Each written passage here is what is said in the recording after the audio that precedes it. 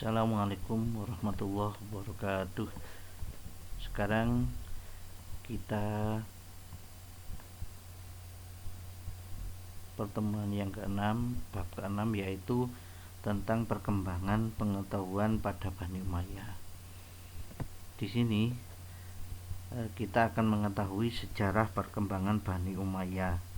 Apa yang ada di dalamnya itu kita wajib tahu, karena kita sebagai umat Islam harus mengetahui sejarah kemenangan atau sejarah pada zaman waktu itu, yaitu tentang ilmu pengetahuan pada Bani Umayyah. Untuk lebih jelasnya, marilah kita lihat video berikut ini.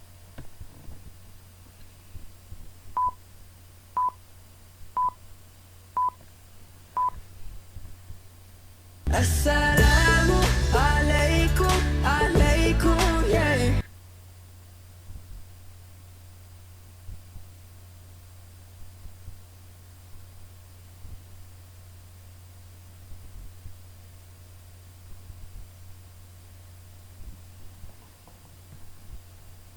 Pertumbuhan dan perkembangan Bani Umayyah.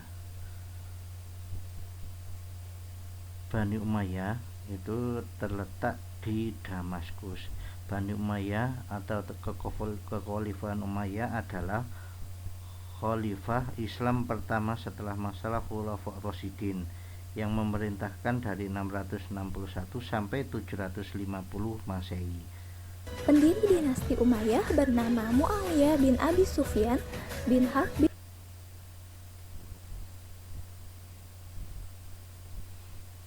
Letak dari dinasti Bani Umayyah adalah di Damaskus, terletak di tengah-tengah kota, karena peradaban masa dahulu itu berkembang di kota. Yang khalifah adalah Umayyah. Yang pertama itu Umayyah, berasal dari keturunan Khalifah Bani Umayyah. Jadi yang pertama Khalifah Umayyah, kemudian sampai terakhir Muawiyah Abdurrahman, seperti itu. Kemajuan pada masa Bani Umayyah di Damaskus.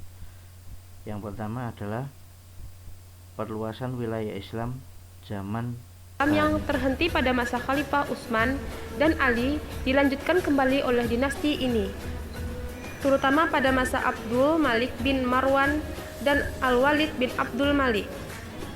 Ekspansi ini terbagi kepada dua arah, yakni ke barat yang meliputi wilayah Afrika Utara, Spanyol dan Prancis, dan wilayah timur meliputi Asia Tengah dan India.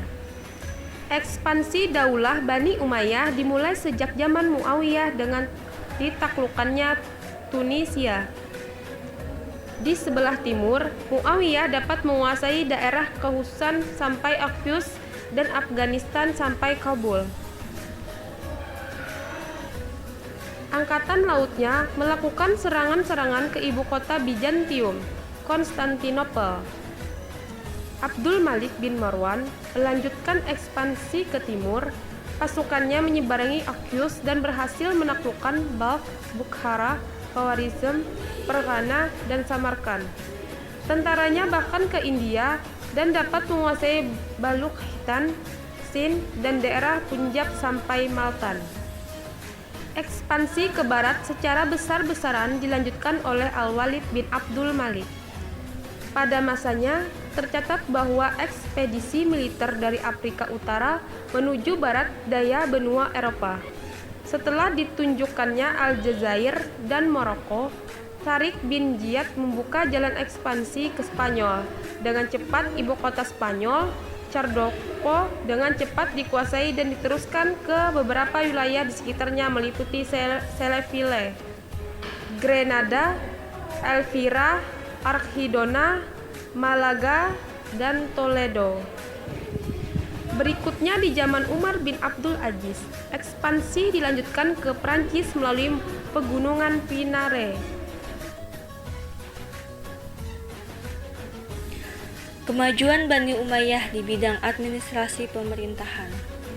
Dalam bidang administrasi pemerintahan, Bani Umayyah menerapkan beberapa kebijakan. Kebijakan Bani Umayyah dalam bidang administrasi pemerintahan antara lain: A. Bani Umayyah merupakan sistem pemerintahan. B. Pembagian daerah kekuasaan Umayyah secara sentralistik. C. Bani Umayyah mendirikan berbagai departemen. D. Bani Umayyah menetapkan lambang negara. E. Bani Umayyah menetapkan bahasa resmi administrasi pemerintahan. Perkembangan keilmuan. Pada masa dinasti Umayyah, ini terdapat beberapa ilmu yang berkembang. Di antaranya, penyempurnaan tulisan Al-Quran, pengembangan bahasa Arab, ilmu qiraat, ilmu tafsir, ilmu hadis, ilmu fikih, ilmu geografi dan tarik, serta usaha penterjemahan buku-buku ilmu pengetahuan dari bahasa-bahasa lain ke dalam bahasa Arab. Faktor-faktor penyebab runtuhnya dinasti Bani Umayyah Damaskus. Ada beberapa faktor yang menyebabkan dinasti Bani Umayyah lemah dan membawanya kepada kehancuran. Yang pertama, sistem pergantian khalifah melalui garis keturunan adalah sesuatu yang baru bagi tradisi Arab, yang lebih menekankan aspek senioritas. Sistem pergantian khalifah ini menyebabkan terjadinya persaingan yang tidak sehat di kalangan anggota keluarga istana. Yang kedua, latar belakang terbentuknya dinasti Bani Umayyah tidak bisa dipisahkan dari konflik-konflik politik yang terjadi di masa Ali. Yang ketiga, pada masa kekuasaan Bani Umayyah, terdapat perselisihan antara suku Arabia Utara dan Arabia Selatan yang mengakibatkan para penguasa Bani Umayyah mendapat kesulitan untuk menggalang persatuan dan kesatuan. Yang keempat, lemahnya pemerintahan Daulah Bani Umayyah juga disebabkan oleh sikap hidup mewah di lingkungan istana, sehingga anak-anak khalifah tidak sanggup memikul beban berat kenegaraan tatkala mereka mewarisi kekuasaan. Yang kelima, penyebab langsung tergulingnya kekuasaan dinasti Bani Umayyah adalah munculnya kekuatan baru yang dipelopori oleh keturunan Al-Abbas Ibnu Abdul Muthalib. Gerakan ini mendapat dukungan penuh dari Bani Hashim dan golongan Syiah serta kaum Mawali yang merasa dikelas duakan oleh pemerintahan Bani Umayyah.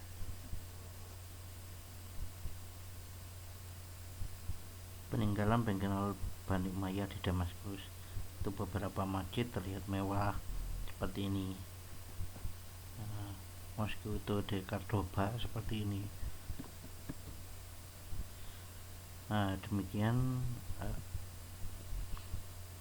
sejarah singkat tentang Bani Umayyah, bahwa kita harus meneladani apa-apa yang positif di dalam kerajaan Bani Umayyah, Khalifahan Bani Umayyah.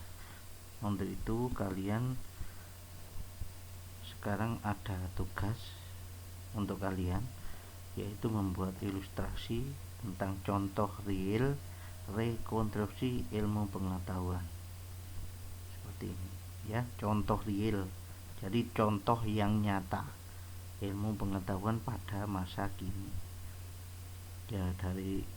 Maka dari itu kerjakan yang baik. Saya akhiri. Assalamualaikum warahmatullahi wabarakatuh.